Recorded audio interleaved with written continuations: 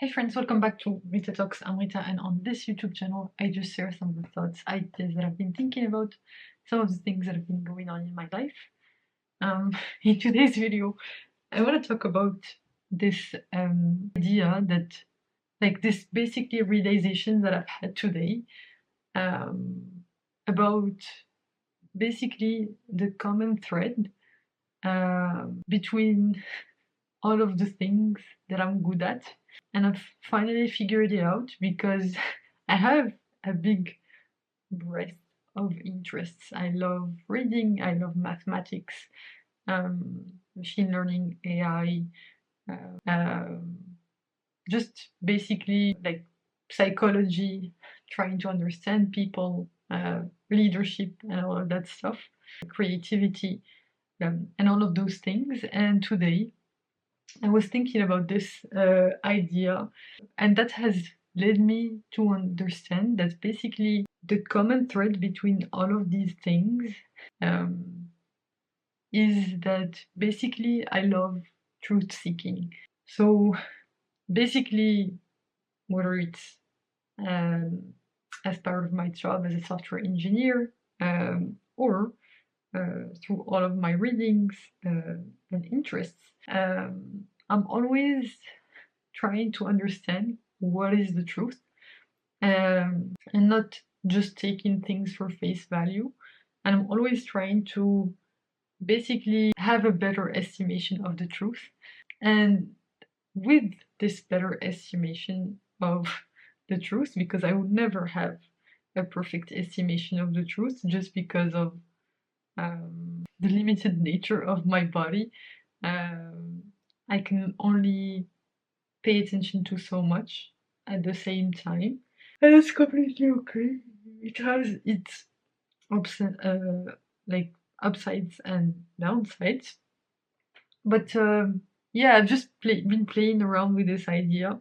And actually the way that I came to this conclusion is that basically I was thinking, like, there are a lot of opinions of people who are famous, quote unquote, that I strongly disagree with, especially people who are influential in the business world. Obviously, it's not all of their ideas, but some things that, like, some tweets that I see or some video that I see about them, and like these are people that I learn from, obviously. I'm always learning something from people, regardless of who they are, and also especially if they're relatively successful. I mean, by external metrics, it means that they have something to teach me about the things that made them successful in the domain that they're successful in. So in that regards, like it's not at all about that. As I mentioned, I'm always just truth seeking, and sometimes there are some statements that that are made that by these people that I'm like, that's completely outrageous, and I just have this gut feeling or intuition that okay, that does not feel right to me, and then I try to analyze it and try to actually figure out why it doesn't feel right to me, and basically try to find out the truth about that thing, because clearly my intuition like that's been built up through my life experience, which is limited given that I'm still 26 years old. I mean, it's a lot still to be 26 years old, but I still have lots of things to learn and experience. But basically, I've just been thinking about this, and I find that my favorite things is to write, like to think about dissents, or like basically like write counter arguments or think about counter arguments that are well thought out to some statement that's being made that I feel that in my gut I disagree with, and like obviously like basically seeking out those arguments and like trying to find what's the truth? Are they right? Am I right? Is there anything that I'm missing that I need to learn about for us to come to the same conclusion? Because normally with the same assumptions, we should be able to reach the same conclusion. So if we have a different conclusion, then we're not making the same assumptions. And basically, I just try to find what's the root cause, like what's the moment at which our views diverge, and basically question the validity of basically each of the possible paths of that divergence. So basically just find the root cause of the disagreement and question, basically like try to find data points and read to find out more about the topic, to figure out, okay, who is wrong? Am I wrong, or are they wrong? And basically just like think about that so that I'm able to update my own understanding if I'm wrong. But if that investigation leads to me coming up with arguments that are supporting my point of view, then I will just take notes of that in my head and know that I don't have to worry about it.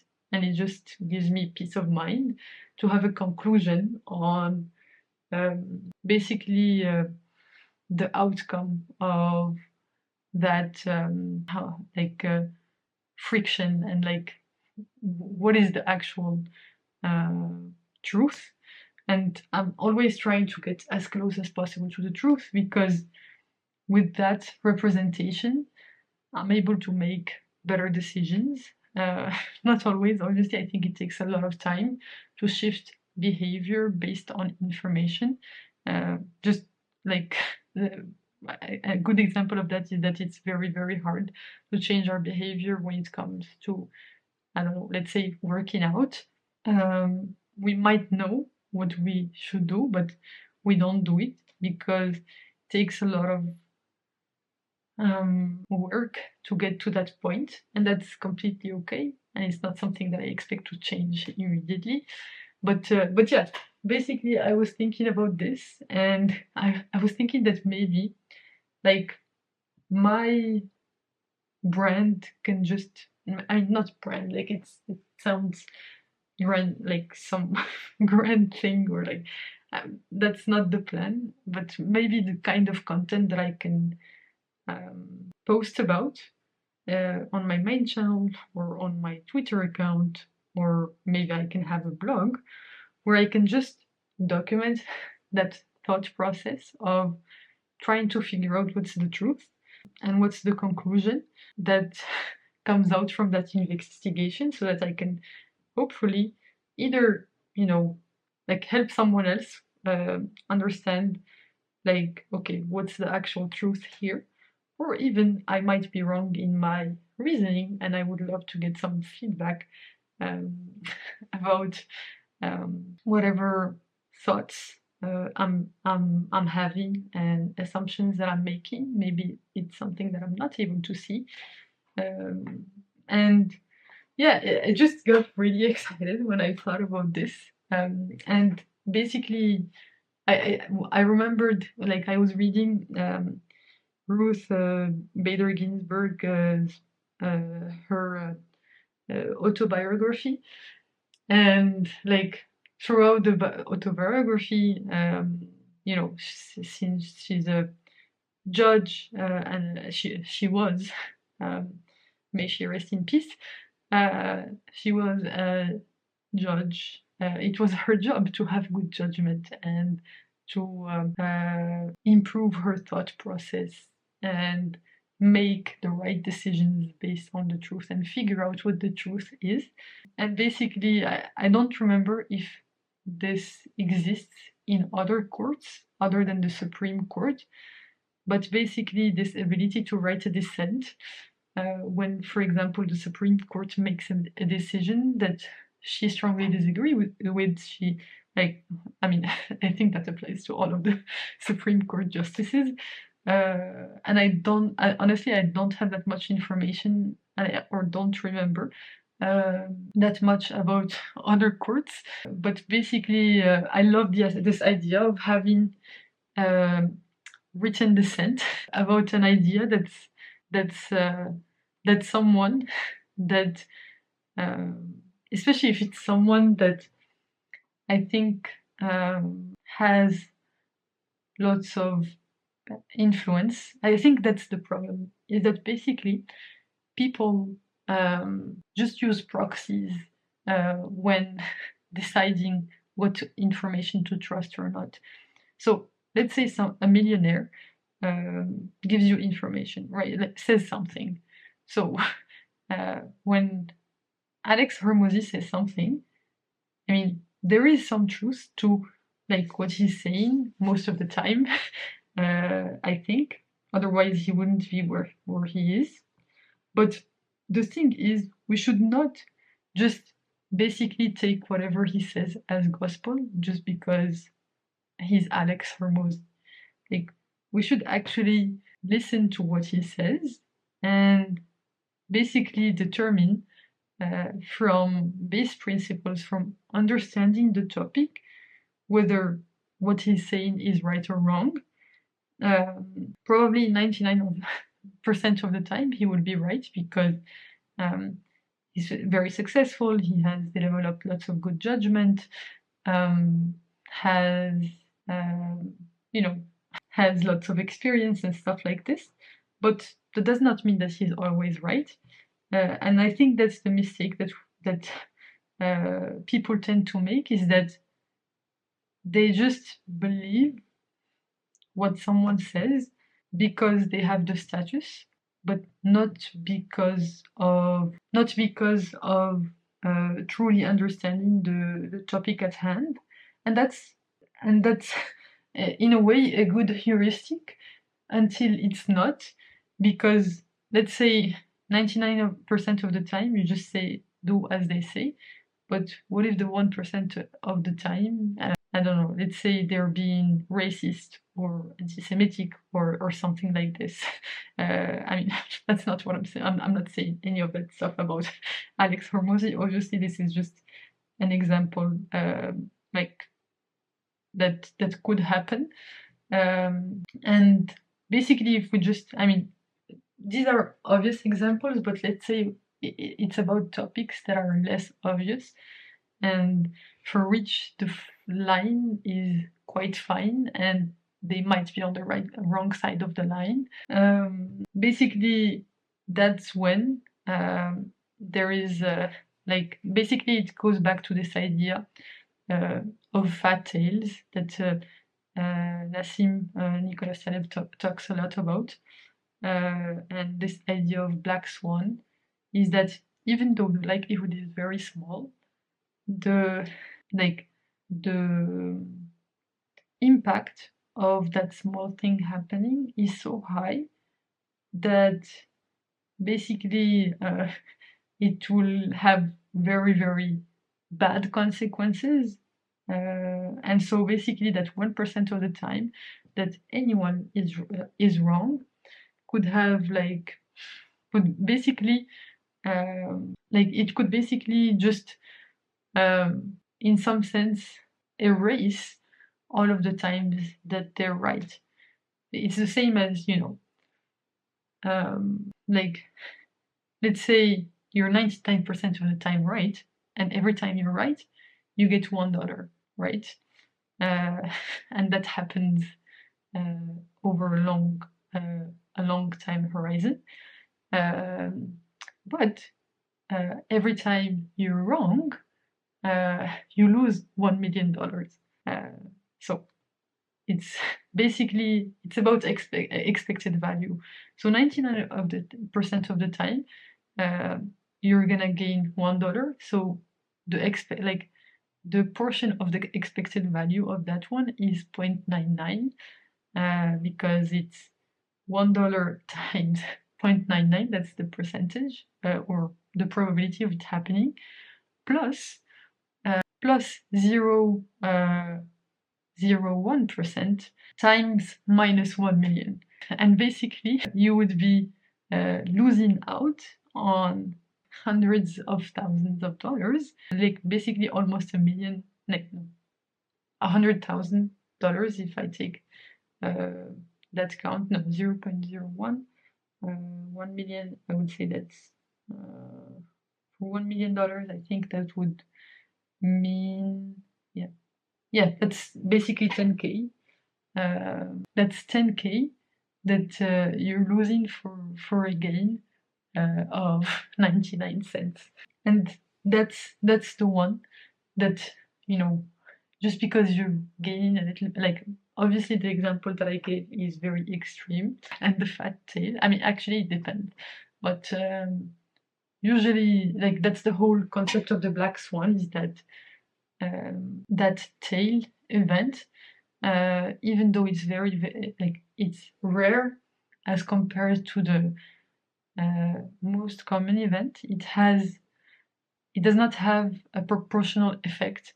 Like, it does not have the same effect in terms of loss as the normal events have in terms of gains, and the distribution is highly skewed. And that's what I think happens with these kinds of things. It's the same, let's say, if we develop a machine learning model, let's say, that determines the medication that someone takes, right?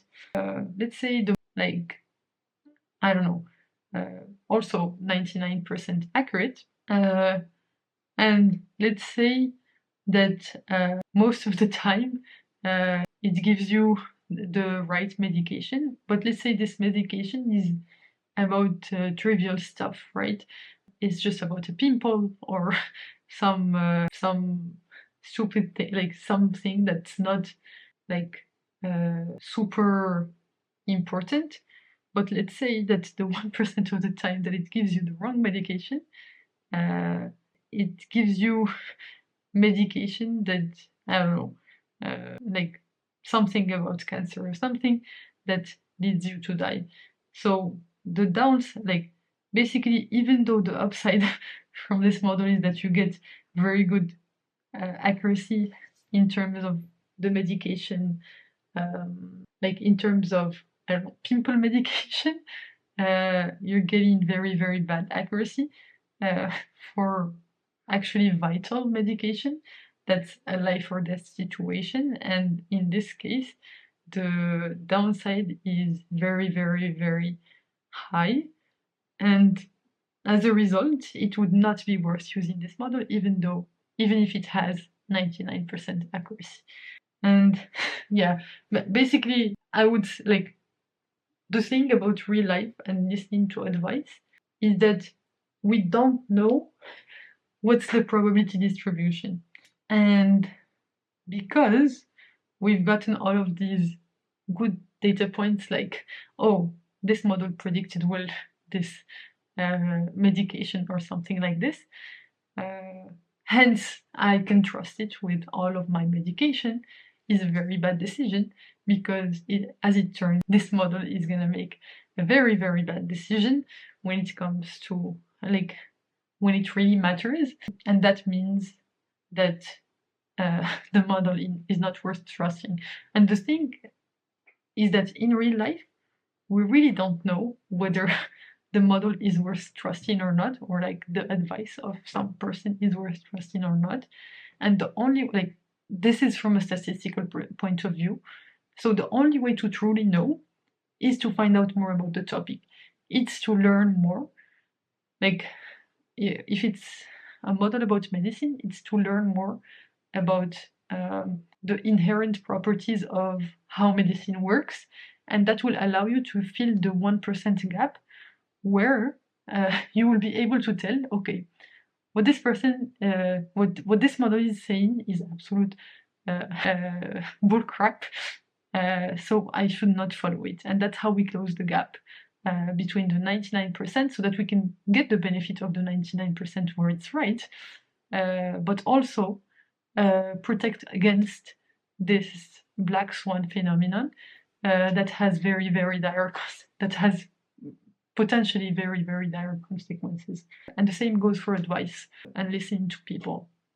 Unless you know what this person is actually talking about and you evaluate them based on their reasoning rather than just their status and having a proxy, like their status as a proxy, then you will not be able to distinguish the good advice from the bad. And that means that you're prone to, I don't know, following blindly what they're saying. Anyway, that's all to say that I think really that's something that I really love doing, like just understanding things and explaining them in a way that's basically just to seek out the truth. And the best way to seek out the truth is to put it to the test and express it, express what you think in an open way and in a candid way, but still respectful way, and hope to get some feedback on that so that you can also improve your thinking. So yeah, I just got very excited about that and I wanted to share that with you all today. But yeah, I think this is a topic that I think this is the theme that behind my life, I think, or the things that I enjoy doing. And I think there's definitely something there in terms of my, I don't know, long-term view. So yeah, anyway, thanks a lot for tuning in today. You can click here to watch my previous video on this channel, so the one right before this one, or you can click here to watch my latest video on the channel overall. I hope you have a fantastic rest of the day, night, whichever time of day it is where you are right now. Bye for now, and I will hopefully see you in the next one. Bye.